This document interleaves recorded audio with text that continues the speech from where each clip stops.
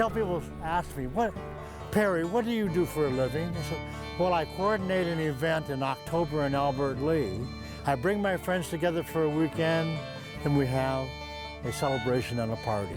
That's what I do for a living. And everybody laughs, but it's true. The importance of us talking about Rendezvous now, and the fact that we celebrate by doing rendezvous and historic festivals, is we really want to keep the knowledge of how we existed generations ago and survived in the woods. We want to keep that to the forefront so people understand what everyone went through previously to what we have today. You get a history book and it doesn't tell you about people, it tells you about just certain parts of history. Well, when you come out to a reenactment, you learn more, you see more. I believe children can learn more from a reenactment than they can a history book. And that's what got us going, because we enjoy teaching history. Fire!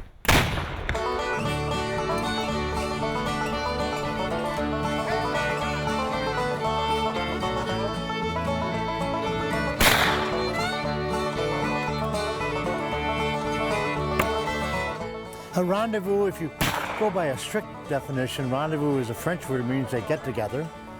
And rendezvous historically were a cross-cultural event where once a year the natives of the area would meet with outsiders who were visiting the area and trade their furs that the natives would have trapped for products that they would have used to make their life better or things that they would need. And so rendezvous lasted probably about 40 years back in the early 1800s or late 1700s, early 1800s. It was a large social event. A rendezvous was a time that everybody could get together and find out what they needed to know. They've been in the wilderness for a year. Now they want to catch up on the news. They want to barter with friends and new acquaintances. It was really one time that the Native American and the European and the white Caucasian people got along and were compatible. And they both needed each other. The rendezvous we have in Albert Lea started in 1987. So this is our 26th event this year. We started at a state park in Big Island Rendezvous. We had 46 participants the first time. The second year we tripled that and we got like, wow, what's going to happen in the future? We better look for a better, not a better site, but a bigger site. And it took us 3 years additional to make the transition to a city park.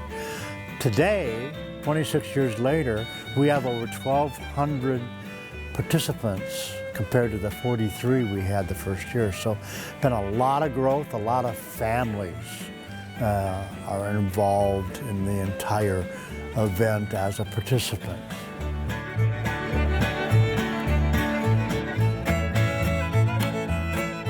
I'm Robin Schmidt. I'm an owner of a clothing costume business, and I travel around at Rendezvous.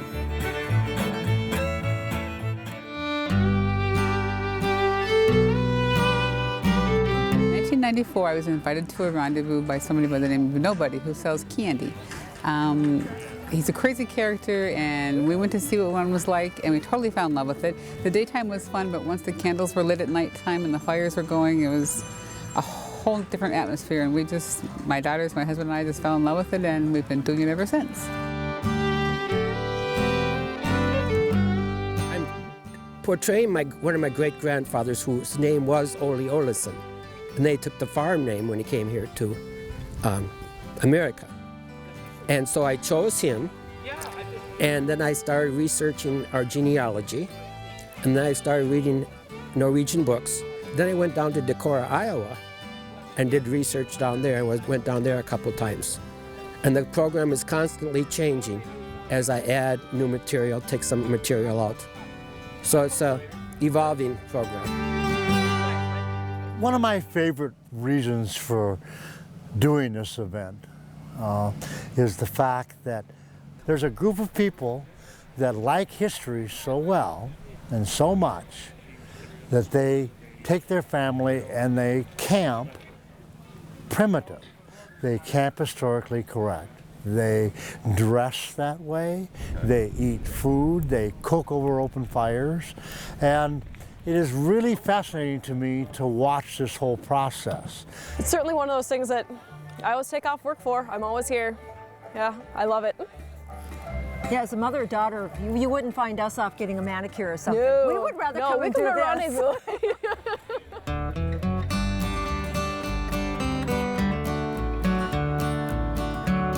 To preserve history, we have to do something like this. When you bring children out here, like the last 2 days here at Big Island, we've had children from all over from different schools, and they come out here and they have no idea. You can read it in a textbook, but when you can see it in real life, it's like totally makes different sense to somebody.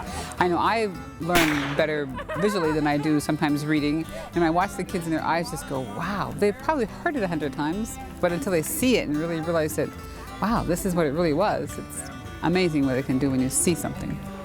I love the idea of it progressing and moving forward, and children and other families learning true history.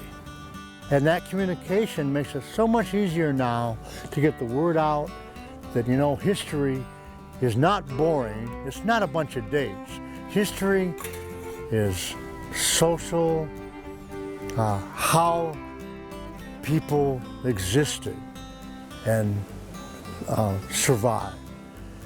And people have an interest in that.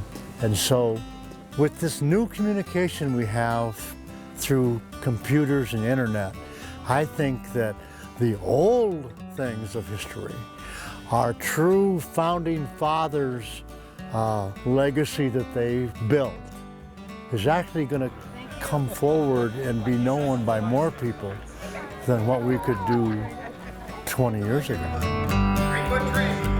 I think people come here because it's one chance during the year that they can escape in a good way. They can go home, back to the regular world, nothing wrong with that. But they can say, you know, boy, I should appreciate this house I own. I should appreciate this apartment I live in.